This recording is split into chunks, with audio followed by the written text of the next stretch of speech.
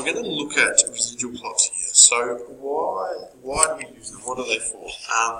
So the reason we look at residual plots is so that we can determine whether our least squares regression line that we've previously looked at is the best fit for the data that we're using, or the data that we are investigating or analysing.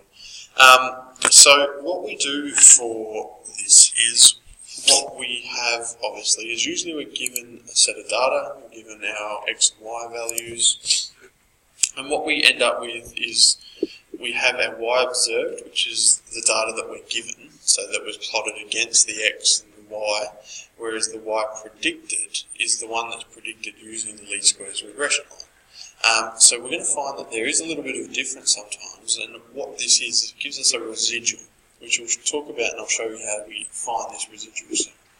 So what we want to look at here is these examples we've got. So these two scatter plots with the least squares regression line. What we look at here is this one here on the left. We have our least squares regression line through, and it looks like we've got a pretty linear sort of correlation, or a linear, positive linear direction for our data. Whereas the one on the right here doesn't seem to have that linear sort of look, it's more curved. And what this tells us, or what we can prove from this using the residual plots, is that the line of best fit, the least squares regression line, which is what we've been using, isn't the best fit. These two down the bottom are what we call the residual plots, and now this is where the points are plotted based on the difference that they have from the least squares regression line. As you can see, that these points along here, they're pretty evenly spread randomly across either side of the x-axis, whereas the one on the right side isn't a random pattern. Okay, so with a residual plot, the points that are randomly scattered on the x-axis, we would say that the linear model, so this one on the left, would be appropriate for the data we're using. Whereas this one on the right, as you can see, there's a clear pattern that starts to stand out. We would say that that linear model isn't appropriate. Okay. Now, we might also have an issue here where it looks like we've got a linear pattern, or the data looks linear, but if we've got really large residuals, like the residuals are up 5 to 10, or even higher, that's also going to mean that the linear model isn't appropriate. Okay, so we're going to show you how we work through some of these. Now this one here, the question we've got is the least squares regression line for the data points alongside is y is equal to 0.92x plus 1.8. So that's this line here. So this is the scatter plot, that's what it would look like. What we're going to do is go into our data, to statistics function, put in our data, which I've already done, so put in x, or put in y. We'll graph it like we've always done it. Okay, so we'll graph the scatter plot and we'll check it. So there's your scatter plot there. You can see that there. I might just go and make sure that my axes are on. So when you're using your calculator, it should already be on because you have been using it. Sometimes it won't because it's a new calculator. Emulator. There we go. So there's my scatter plot. Obviously from here, I'll go and check that my line and my least squares regression line is what it is. So we've got 0.92x plus 1.8, perfect. Now we can draw that one in. So that's drawn in. So that looks just like this one here. What we want to do from here is we want to find the residual. We want to find how much these are all away from where they should be on that line, for example. So what we do to do that is we go back to Shift menu. So you've got to remember this, Shift menu. Come down to the second one where it says residual list. Click on F2, which brings up your list. And we want to put in 3. Now the reason we put in 3, 4, 5, 6, whatever one you really wanted, but we put 3 because we're already using list 1 and 2 to put in our data that we've already got. List 3 will be the one next to it. And what will end up happening is we'll end up with the data, sort of this residual value, where we take the y, we have the y observed value, the 2, and take away the predicted value, which is based on our least squares regression line. And that will be, that answer will be in here. So we'll show you how to do that. So what we need to do is go back into graph. In here, what we want to do is we go to graph 2, we'll go to set, which is F6. And this says graph 1, which is our scatter plot. Graph 2 is where we're going to do our residual plot. So in here, I'm going to change that one to 3. So we want our residual, so Shift F1 gives us this 3, so we go back again.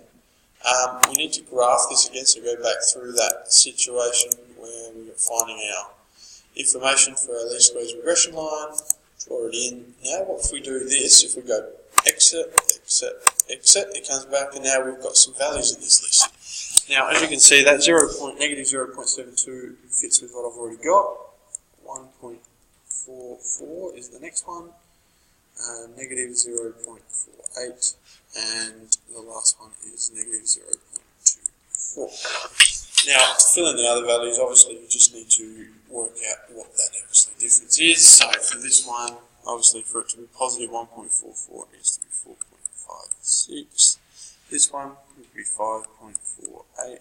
For it to be negative 0.48, this would be 8.24. So from there, I fill this little value in. So that's completing the table. So we've completed the table. The next step is to draw the residual plot. So to draw the residual plot, remember we changed graph 2. So we went into here, we changed graph 2 to 1 and 3. So we're using this and this information. So go back and we can graph that one and it comes up with this example here. So you've got that there. And what you need to do with that is look at it, and you can see that it gives you a pretty random scatter. There's no real pattern to it or anything like that. So you would say that the least squares regression line, or not the least squares regression line, you would say that the residual plot shows that the least squares regression line is appropriate for this data. Okay? Alright, so we'll just cut this one out. Cut it and paste it into the document. So that there is your residual plot, and you'll be looking at saying that yes, the least squares regression line is appropriate for this task. So what we'll do, we'll have a look at another one. So very similar. I'll just get up the other calculator for this one because I've got the data in there for that one. Now, what we'll be looking at here is that we've got to draw in a scatter plot, so we've done this all before. So we've got the data in, draw it in, graph it in. There's your scatter plot, cut that out. There we go. Put that one in there, so there's your scatter plot. Now what we want to do is use technology to find the least squares regression line, state the value of R, so we can do that nice and easy. We've done that many times. So y is equal to negative 1.49x, and then we're going to add b, so 5, 6. R squared gives us 0.908. And we know from it being 0.908 that obviously we've got a positive correlation, positive strong correlation, not very strong, but positive correlation. From here, then we need to draw the least squares regression line in onto our scatter plot. So once again, cut that one out, draw that in, paste that one. So you can see that by looking at that you can see that it's pretty linear. It's going in a direction that we feel that it should be going in. And my apologies, it wasn't a positive. I was looking at the wrong one. It's negative because we can see from R it's going to be negative, but it tells us that our correlation is quite strong by looking at our R squared value. So you can see that it's going in a negative direction. They're all fairly close to that line, so you'd be assuming that, by looking at that, you would assume that it's going to be appropriate to use the residual, use the model to give us the correct answer.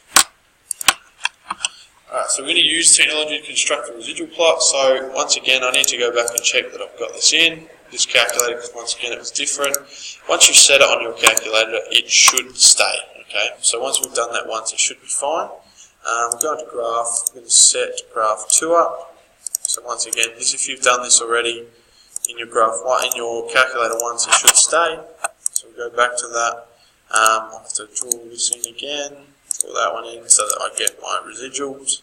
So I've got my residuals there. I'm going to graph in, get my residual plot, cut that one out, and pop that one in here. So if we have a look at that one, you can see that it's not so randomly scattered this time. It looks like there's a bit of a pattern going on here. Okay, so what we would say is that, is the least squares regression line appropriate to model the data? I'd be saying no.